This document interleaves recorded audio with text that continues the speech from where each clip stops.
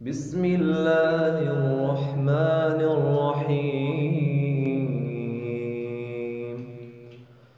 رب المشرقين ورب المغربين، فبأي آلاء ربكما تكذبان؟ مرج البحرين يلتقيان، بينهما برزخ لا يبغيان، فبأي آلاء ربكما تكذبان؟ يخرج منهما اللؤلؤ والمرجان، فبأي آلاء ربكما تكذبان؟ وله الجوار المنشآت في البحر كالأعلام.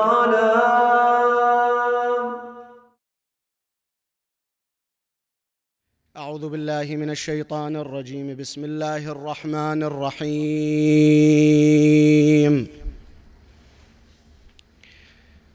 والحمد لله رب العالمين،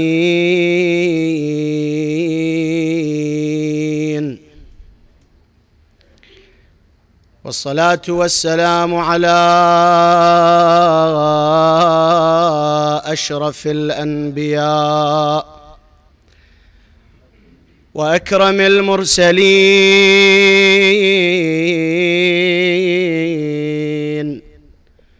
أبي القاسم محمد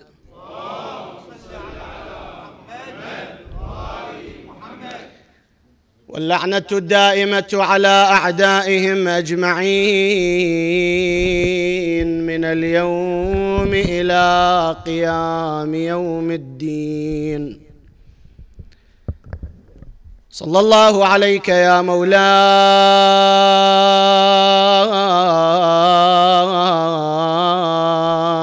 يا أبا عبد الله، صلى الله عليك يا غريب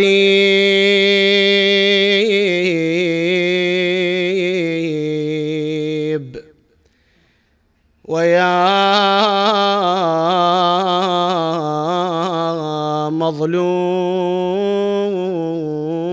مظلوم كربلاء. سادتي ما خاب من تمسك بحبلكم، أمن من لجأ إلى حصنكم. يا ليتنا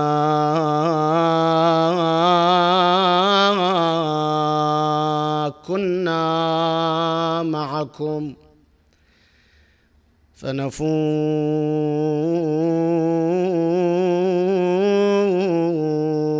فوزا عظيما.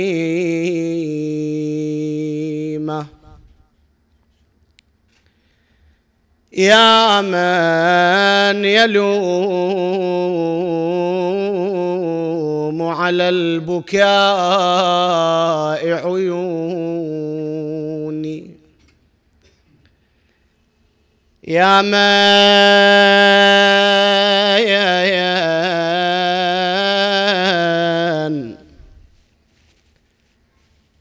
يلوم على البكاء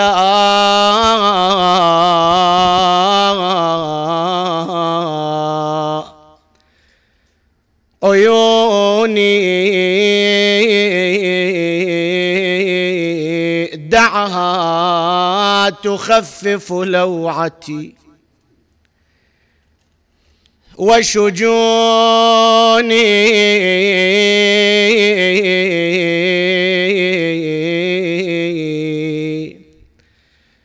من مبلغ أم البنين رسالة من واله بشجونه مرهون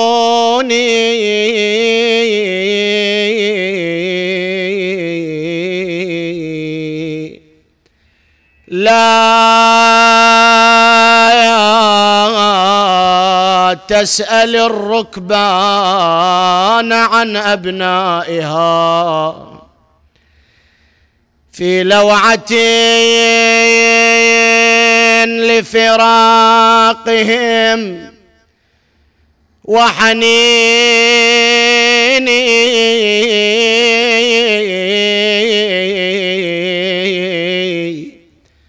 أوما درت بفعالهم يوم الوغى في كربلاء وهم أعز بنيني فلتأتي أرض الطاف تنظر ولدها ثاوين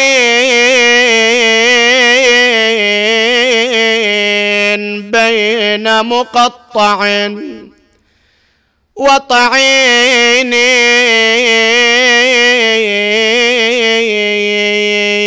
وموسدين على الصعيد فديتهم أيوة ويلا وموسدين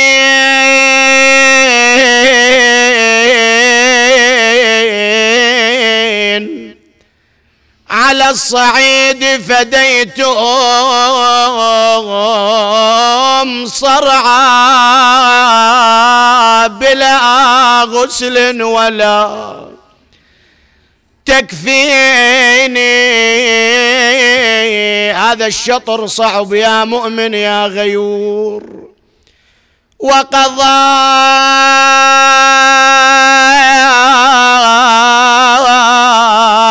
وقضوا ضمايا كالحسين زعيمهم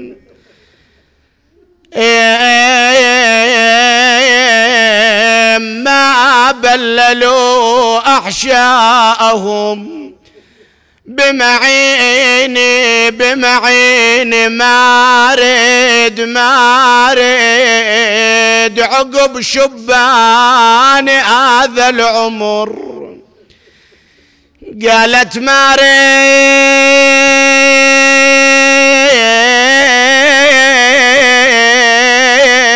وسهم فراقهم للكبد مارد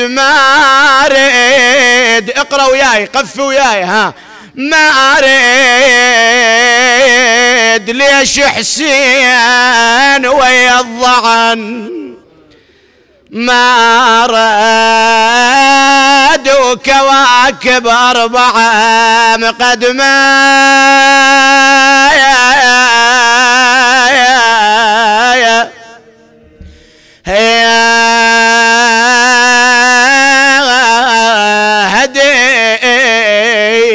هذه حالة أم البنين. تقول تمنيتك ترد سالم للأوطان يا أبو علي. يما تمنيتك ترد سالم للأوطان جابك جرح الأربعان. يما أنا لا أدري بحليبي هل وفجان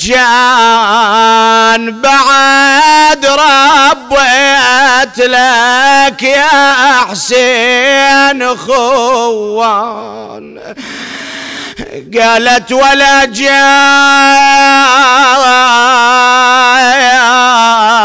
وأنا أم الأربعة اللي راحوا ولا جاء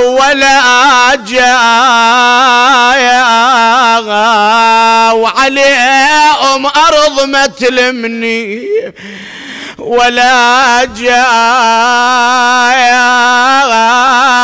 وش كثر ونوا على الغبرة، ولا جاء ورفعوا راس بجهاد الغاضرية. يلا خلي اسمع عنتك ها مع ام البنين. والله رفعوا راس بجهاد الغاضرية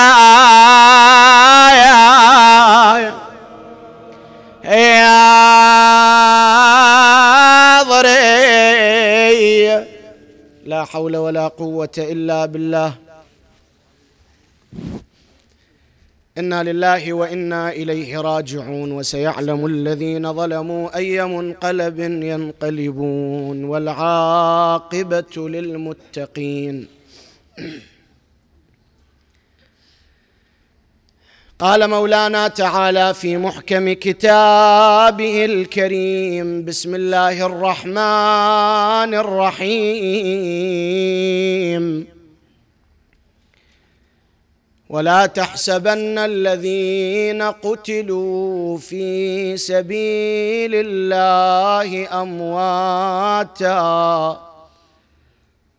بل أحياء عند ربهم يرزقون. آمنا بالله، صدق الله العلي العظيم. لسلامتكم وسلامة العلماء الأفاضل ونزول الرحمة على من اجتمعنا لأجله، ارفعوا الأصوات بذكر محمد وآل محمد.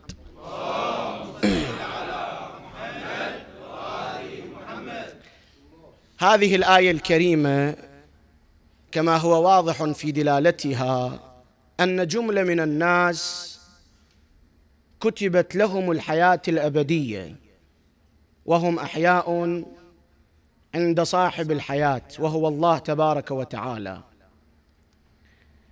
وهذه الحياة لن تزول بأمره هو اللي هو أصل الحياة وأصل الوجود جل ذكره تبارك وتعالى، وهو من وهب هؤلاء الناس هذه الحياة. الآية الكريمة تنهانا: لا تحسبن، لا تعتبرون هؤلاء الناس أموات، بل هم ماذا؟ أحياء عند ربهم يرزقون. المطلب الأول أيها الأكارم: ماذا تعني هذه الحياة لهؤلاء الناس الشهداء ولغير الشهداء كما يتبين خلال البحث؟ هذه الحياة ما هي؟ ما هي ماهية هذه الحياة؟ كيف تكون؟ أين تكون؟ هناك ثلاثة آراء. الرأي الأول لعامة أهل التفسير، قالوا المقصود من هذه الحياة الخالدة هو الذكر الخالد. نفس الذكر الخالد هو حياة، وهو عطاء من الله تبارك وتعالى، ذكر خالد لجملة من الناس على مدى الدهر في عالم الدنيا، وبعد رحيل أو انتهاء هذه الدنيا لهم ذكرا ومقاما رفيعا عند الله تبارك وتعالى في ذلك العالم، عالم الآخرة. الذكر الخالد هو المقصود من الحياة هنا للشهداء ولغيرهم من خلد. الذكر الخالد كيف يعني؟ يعني يبقى هؤلاء يذكرون بخير. على رأس أولئك هم الشهداء.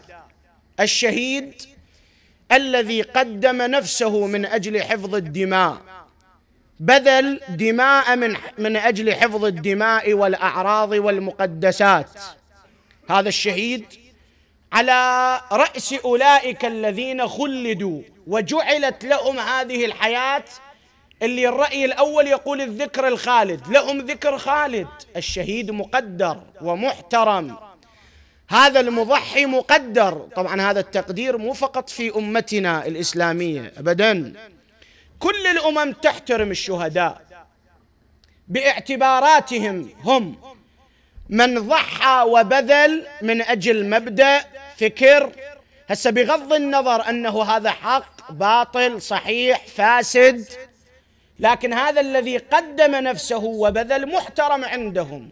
لذلك أنت ترى جنابك الكريم أنه الأمم تقدم، كل أمة تضع يوم رمزي تقدم الورود وتضع الورود الأزهار على من؟ على قبور أولئك المضحين بنظرهم هم.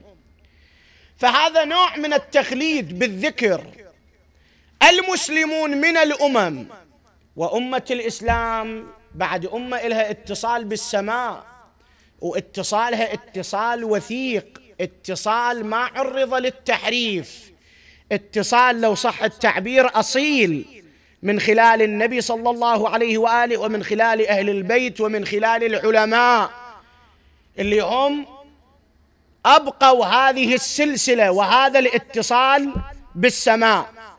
التكريم بأن يخلد ذكر هؤلاء، بالخصوص قلت الشهداء، بعد حتى غير الشهداء منهم وعلى رأسهم العلماء بعد الشهداء أيضا لهم ذكر خالد.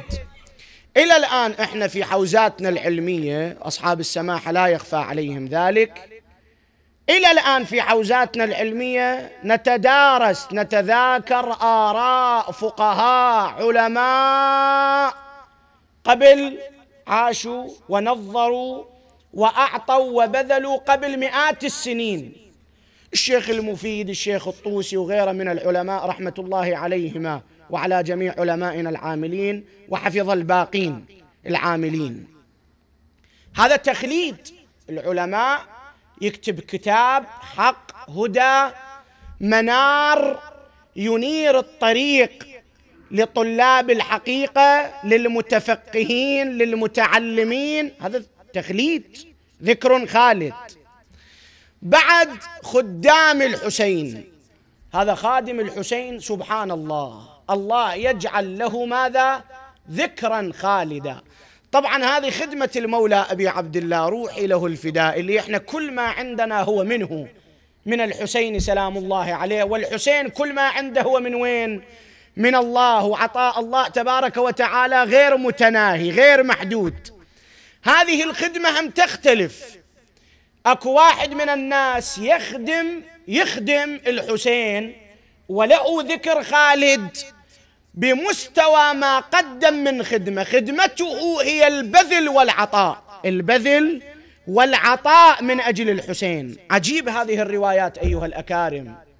مثلا في رواية عن مولانا أبي عبد الله جعفر بن محمد الصادق سلام الله عليه، ماذا يقول؟ يقول اسمع: من بذل فينا درهما، هذه الدرهم كناية عن القلة وإن كان هالمقدار البسيط درهم، من بذل فينا درهما أظله الله بظلنا يوم القيامة وجاء آمن من الفزع الأكبر. وهو يبذل ماذا؟ هالمقدار القليل، قلت كناية عن القلة، ولو شيء بسيط يبذل، فما بالك بالذي أسس وقدم وأحيا ذكر آل محمد عليهم السلام. بعض الناس مولانا في خدمة الحسين أصلا باع نفسه، أوقف نفسه لخدمة سيد الشهداء. واحد من الناس يقول أنا ما عندي بذل ما عندي، أنا أخدم الحسين بالبكاء على الحسين. مو هاي رسالة البكاء؟ هذه الرسالة اللي كانت للأنبياء، كانت رسالة السيدة فاطمة سلام الله عليها، هذه إظهار الظلامة، بكاء يبكي على الحسين بطريقة عجيبة استثنائية. أم البنين سلام الله عليها، هذه السيدة الجليلة، في رواية بكت على أبي عبد الله بعد استشهاده 5 سنوات حتى كف بصرها، تبكي على الحسين. أكو واحد يبذل يقدم ولو مقدار قليل، يكون له ذكر خالد لأنه كان من خدام الحسين من الباذلين. أكو واحد في سجل خدام الحسين لأنه من الباكين على الحسين. أكو واحد مولانا ما عنده قابلية يبكي بهالطريقة، هو يشجع في إحياء ذكر آل محمد عليهم السلام، حتى هذا التشجيع. هؤلاء لما تكون نيتهم خالصة، عندهم خلوص لله تبارك وتعالى، يشملهم هذا الخلود، أن تكون لهم حياة ويذكرون في عالم الدنيا وكذلك عالم الآخرة، يخلدون. الرأي الأول قلنا لعامة أهل التفسير، قال المقصود من الحياة في الآية الكريمة هذه حياة يعني ذكر خالد ثبت لهم. الرأي الثاني اللي يتبناه السيد العلامة الطباطبائي قدست نفسه الزكية في تفسيره الميزان، السيد الطباطبائي يقول المقصود من حياة الشهداء في الآية الكريمة مو فقط الذكر الخالد، أو لا، أصلا مو الذكر الخالد. لما سيدنا يقول؟ لأن الذكر الخالد أمر عام، يعني يدخل غير الشهداء في الآية الكريمة، كما بينا، كما أن يكون للعلماء يكون لخدام الحسين سلام الله عليه.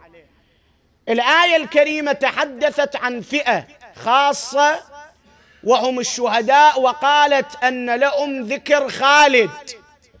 بعد يضيف السيد العلامة الطباطبائي يقول هذا الذكر الخالد تمام، هو يكون عام وفيه شمولية أكثر، دائرة أوسع، لكن غير هذا القرآن الكريم في مثل هذه المواطن يتحدث بالحقيقة لا بالمجاز، مو يترك المجاز نهائيا، لكن في مثل هالمواطن من يقول هؤلاء لهم حياة خلود، هذه الحياة يعني يريد بها حياة بالمعنى الحقيقي.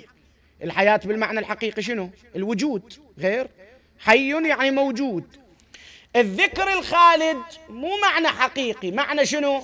مجازي، لوجود مناسبة قرينة، بس هذا مو يمنا. المهم القرآن من قال ولا تحسبن الذين قتلوا في سبيل الله أمواتا بل أحياء عند ربهم، عند ربهم، أحياء عند ربهم، هذه حياة حقيقية مو حياة مجازية. زين سيدنا ما هو رأيك؟ يقول رأيي أن المراد من الحياة هنا في الآية الكريمة هي حياة حقيقية، وهي الحياة السعيدة في عالم البرزخ.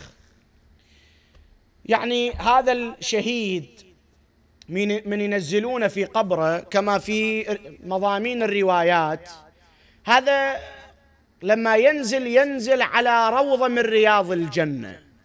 هذا الشهيد لا يرى ضغطة قبر، لا ظلمة، لا وحشة، هذا مباشرة ينزل على روضة من رياض الجنة، مكرم محترم، شهيد بذل دماء كما أسلفنا.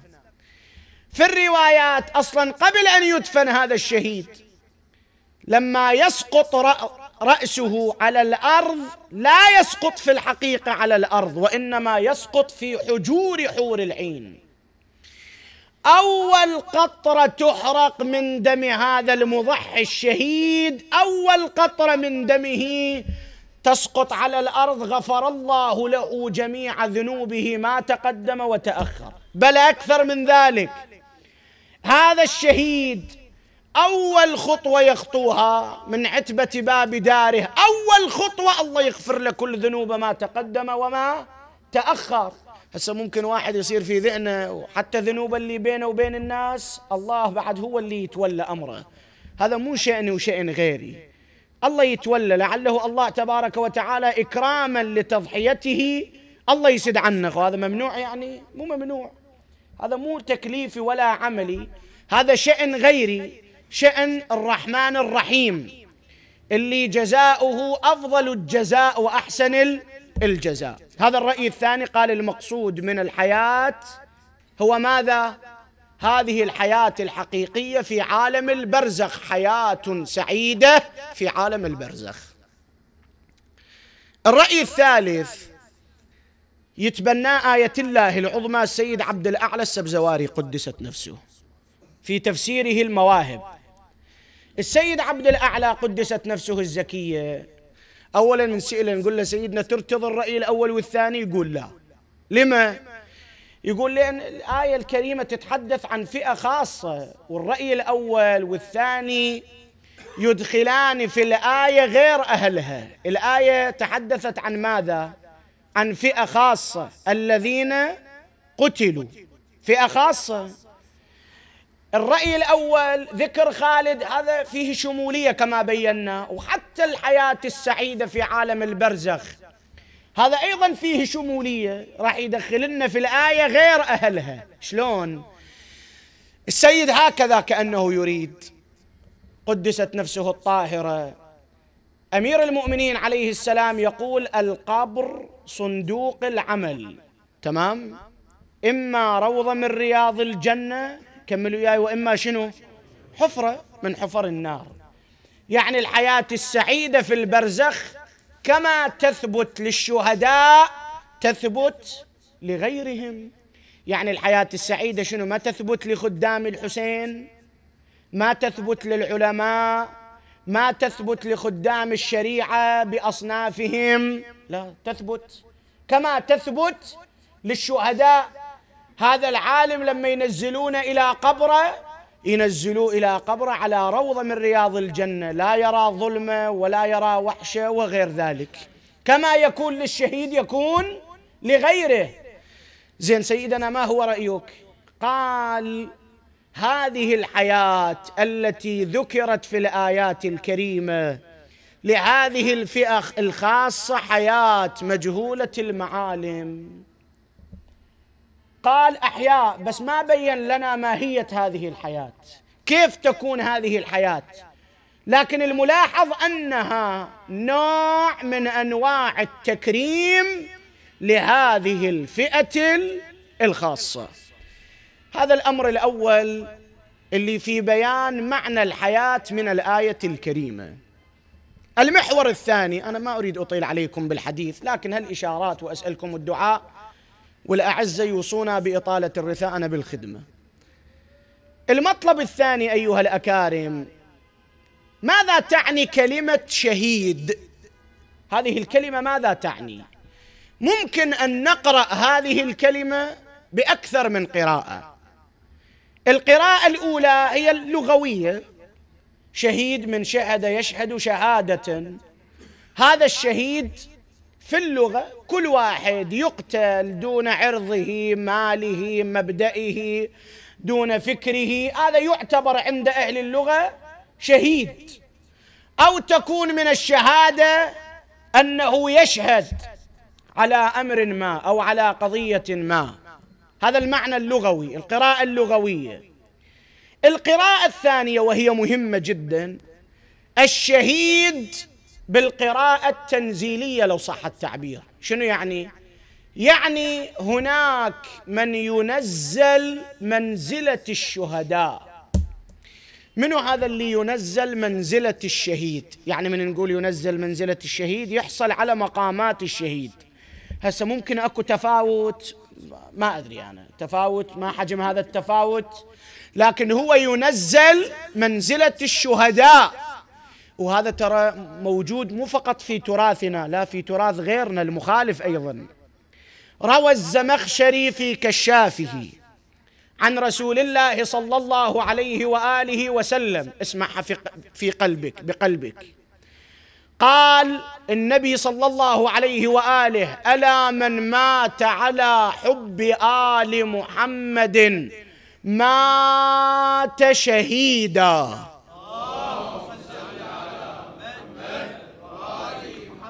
شنو يعني مات شهيدا؟ يعني ينزل منزلة الشهيد، يحصل على مقامات الشهيد، هذا اللي يموت على حب آل محمد عليهم السلام. أكو رواية أذكرها لك توضح هذا المعنى أكثر. الرواية ينقلها المفضل ابن عمر عن مولانا أبي عبد الله الصادق سلام الله عليه، يقول الإمام لمفضل، يقول له: من مات منكم على هذا الأمر مات شهيدا. شنو مات على هذا الأمر؟ أي أمر؟ يعني ولاية علي وولد علي عليهم السلام، على الولاية. من مات منكم على هذا الأمر مات شهيدا. كمل الرواية: ولو مات على فراشه. حتى لو على فراشه يموت، هذا شهيد. مات على ولاية آل محمد عليهم السلام، هذا شهيد، ينزل منزلة الشهداء، ينال مقام الشهداء، ينال حياة الشهداء اللي ذكرناها في البداية، لأنه مات على ولاية أهل البيت عليهم السلام. والله يا أخواني هذه نعمة ما بعدها نعمة، أنه واحد يولد على ولاية آل محمد عليهم السلام ويختم له، يموت على ولائهم، على ولايتهم سلام الله عليهم. هذه نعمة عظيمة. الإنسان لو سجد طول الدهر شكرا لله على هذه النعمة، لا أظن أنه يوفي حق هذه النعمة أبدا. ولا آل محمد عليهم السلام حتى لو يموت الموالي على فراشه يموت ماذا؟ يموت شهيدا. هذه القراءة الثانية. القراءة الثالثة هي الشهيد بالقراءة الشرعية، يعني الشهيد الشرعي. من الشهيد الشرعي؟ يعني اللي يقتل ظلما وعدوانا، مظلوم في ساحة المعركة، أو لا حتى في غير ساحة المعركة، يقتل دون عرضه، دون ماله، دون أرضه، يقتل دون مبادئه، دون عقيدته. هذا شهيد شرعي. طبعا هنا هم يقسمون الفقهاء، يقولون هذا الشهيد الشرعي هم على نوعين. وصلنا إلى الختام، يقولون هذا الشهيد الشرعي بالقراءة الشرعية على نوعين: أكو شهيد شرعي بالمعنى الأعم، وأكو بالمعنى الأخص. الأخص أعلى مرتبة. منو هذا الشهيد الشرعي بالمعنى الأخص؟ يعني الذي قتل في ساحة المعركة، يدافع عن حياض الدين، عن المبدأ والمقدسات، لحفظ الأعراض والدماء، ويقتل في ساحة المعركة. هذا شهيد شرعي بالمعنى الأخص في مقامات رفيعة. شهيد ثاني شرعي، يعني يعتبر الشارع المقدس شهيد، لكن هذا يكون بالمعنى الأعم. بالمعنى الأعم ما هو؟ ماذا يعني؟ يعني أنه لم يقتل في ساحة المعركة، مو في ساحة المعركة، بل أصلا ماكو معركة، يقتل دون مبدئه ومقدساته. مثلا يقتل لأنه عالم من علماء أهل البيت، أو أنه يقتل لأنه موالي لآل محمد عليهم السلام، يقتل دون مبدأ الحق. هذا يعتبر الشارع شهيد شرعي، لكن مو بالمعنى الأخص. طبعا الفرق بينهما في الأحكام. بالمعنى الأخص اللي يقتل في المعركة هذا بعد شنو؟ إذا لم يدرك وبه رمق من الحياة لا يغسل ولا يكفن، غسله دمه وكفنه ماذا؟ ثيابه. إذا كان أدرك وبه رمق لا، حكمه يختلف. الشهيد بالمعنى الأعم نعم أيضا هذا يغسل ويكفن، خلاف ذاك الذي قتل في ساحة المعركة ولم يدرك وبه رمق من الحياة. هذا المطلب الثاني. الثالث: هل هناك فرق بين شهادة المولى أبي عبد الله وباقي المعصومين وشهادة باقي المعصومين أو لا؟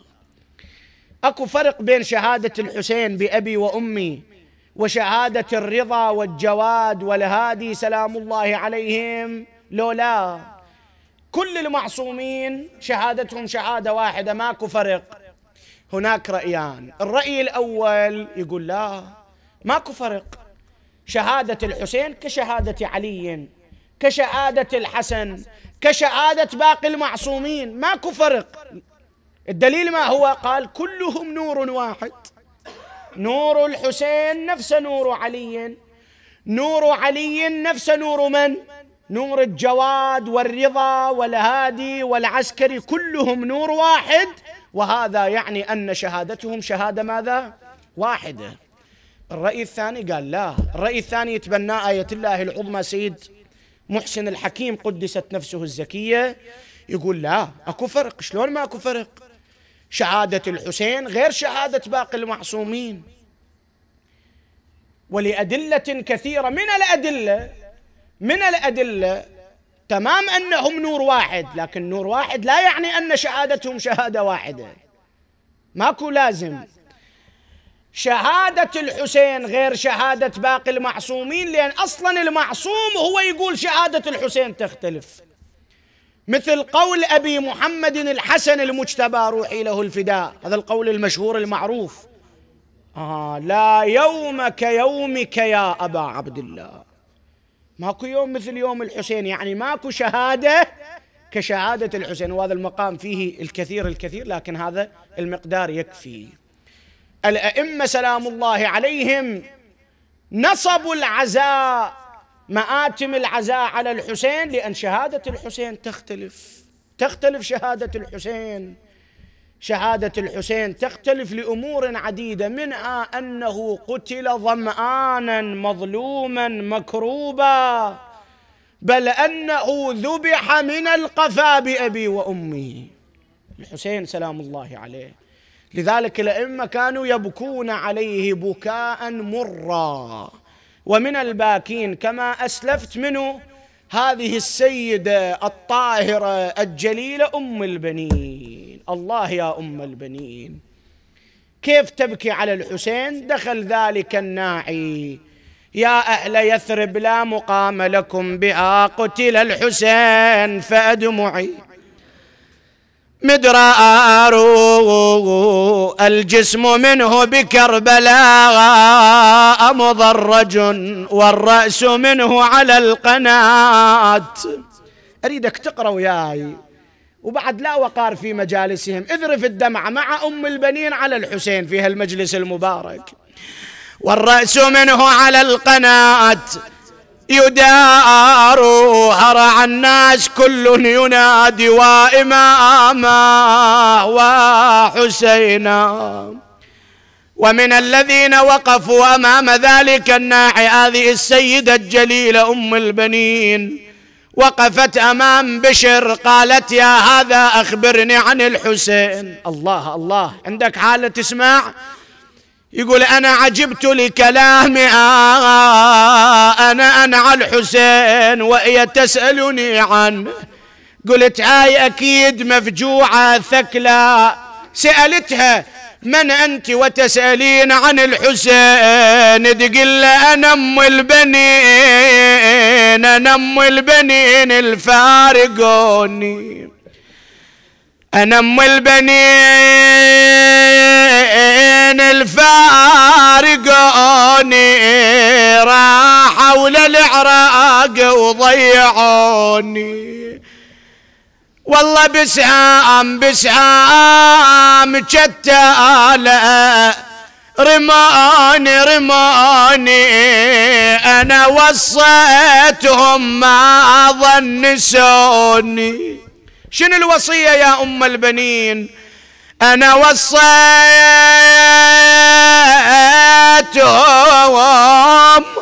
ما ظنسوني، ابن أسرة عزيز أملوني. ابن أسرة الحسين بشر يقول: لما عرفت هاي أم البنين قلت خلي أخبرها بأبنائها الأربعة. يا أم البنين أحسن الله لك العزاء بعبد الله. قالت: ما سألتك عن عبد الله. يا أم البنين أحسن الله لك العزاء بجعفر وعثمان. قالت: ما سألتك عن أبنائي، أخبرني عن سيدي وسيد أبنائي الحسين. لا تأذيني يا هذا يا بشر، هنا خبر صعب على قلب أم البنين. أنقل لك نص الرواية. قال: يا أم البنين أحسن الله لك العزاء بأبي الفاضل بقمر العشيرة. تقول الرواية: وإذا بأم البنين وضعت يدها على قلبها وقالت: يا هذا أنا وأبنائي ومن تحت السماء فداء لأبي عبد الله. خبرني عن الحسين، لا تأذيني أكثر يا بشر. أريد صرخة مع أم البنين. عادئنا أم البنين سمعت الخبر المفجع، صاح بشر: يا أم البنين أحسن الله لك العزاء بأبي عبد الله، فلقد قتل إلى جنب الفرات ظمآن. صرخة صرخة. عادئنا أم البنين صاحت: أيواه ولدا وحسينا يا تقل اجاني الخبر يا حسين مذبوح، والله عاري وعلى التربان مطروح، انا لعم عيوني يا وليدي واتلف الروح. بعد وين اريد اخذك؟ ذهبت ام البنين مسرعه الى دار الحسين مناديه: وولدا وحسينا. واذا بالصوت من زينب واخواتها: ايوا اخاه وعباسا. عندها سؤال صعب ام البنين، تقل زين برد نجدك على راعي المحنة، السوى الخوات من خنا. والله زينب ابني غيور وأعرف أنه ابني ضرب السيف فنا. زينب وإن كان ما راضين عنا، شو تسوين يا أم البنين؟ والله وإن كان ما راضين عنا أروح الكربلة وعاتبنا، وحرم حليب الرضع منا. بعد اكو انتقالة واخرى مع ام البنين. ام البنين بقت على الدمعة وعلى النياحة الى ان دنت منها المنية، نظرت الى زين العباد، عندها وصية. شنو هالوصية؟ تقول له: يما علي لا اقرب وعدي ادفني يا يما بدال ولدي، انا ما بقى احد عندي، نور عيني يا ابن الحسين يا بقية الماضين. يما علي لا اقرب وعدي ادفني يا يما بدال ولدي. اسمع، انا من كربلة ترابات عندي، حطهن يا يما جوا خدي. ايوا ويلاه، هذه وصية صعبة. شنو قصدك سيدتي يا ام البنين؟ يما حطهن يا يما جوا خدي، وبهالوصية تعرف قصدي، اريد ان عطر ابوك بثرى لحدي. ما انسى الحسين ابد. بعد ام البنين تتمنى العباس حاضر عندها وهي في حالة معالجة سكرات الموت. شو تقول؟ اريدك تقفي وياي. قالت: عنا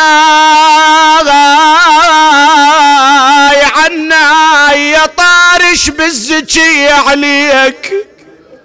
تقرأ له لا؟ والله عنا تروح الكربلة بهالليل، عناي تخبر ابن القمر عباس، عناي تقل لمك دنت من هالمنية. يلا وين وياي؟ ها والله تقل لمك دنت منها يا المنية. لسان حال العباس شنو؟ يقول بيداي بيداي اجيك شلون واقطع كيف يا يمه، والله بيداي يا يمه وكل عظم من عظاي، بيداي انا تمنيت دفنك كون. وين ايديك ابو فاضل؟ والله بيداي لكن يا حف مقطوعات يدي. الانتقالة الأخيرة وأسألكم الدعاء، هذه ما أوصيك على هالانتقالة أن تبكي وتنوح، أنت ما راح تتحملها. أم البنين نعم ماتت وهي باكية على الحسين وعلى أبنائها، وين قلبك راح؟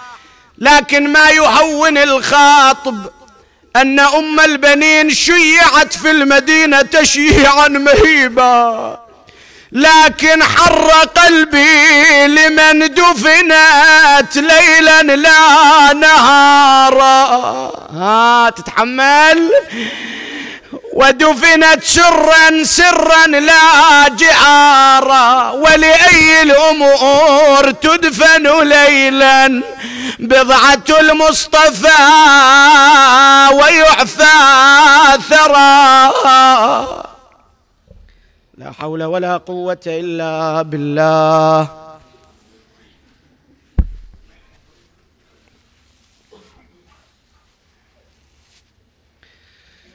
إنا لله وإنا إليه راجعون. ارفعوا الأيادي إلى الله، اطلبوا حوائجكم. من اجتمعنا لأجله لا تنسوا من الدعاء. مولانا صاحب العصر والزمان ادعوا له في المقدمة.